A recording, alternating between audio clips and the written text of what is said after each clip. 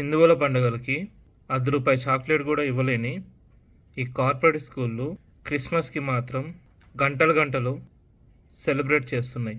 దీన్ని సెక్యులరిజం అనుకోవాలనా, లేకపోతే మారువేషంలో చేస్తున్న మత ప్రచారం అనుకోవాలనా? ఒకసారి ఆలోచించండి. సీక్రెట్ శాంటాలని, శాంటాక్లాస్ డ్రెస్లని మీ పిల్లలకి వేసి పంపిస్తున్న ప్రతి ఒక్క హైందవ సోదరుడికి నేను చెప్పేది ఏంటంటే, మిమ్మల్ని నేను సెలబ్రేట్ చేసుకోవద్దని చెప్పను.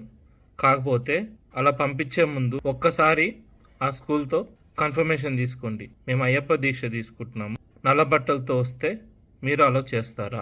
మేము ఇలాగే సెక్యులర్ లాగా ఉంటాం, మాకెందుకు, మా వరకు రాలేదు కదా, మా వరకు వచ్చినప్పుడు చూసుకుందాం అని ఎవరైతే అనుకుంటున్నారో అందరికి ఒకటే చెప్తున్నా. నా దృష్టిలో మతం పేరుతో ప్రాణాలు తీస్తున్న ఉగ్రవాదికి సెక్యులర్ ముసుగులో దేశద్రోహం చేస్తున్న నీకు ఎలాంటి తేడా లేదు. స్వామి శరణమయ్యప్ప.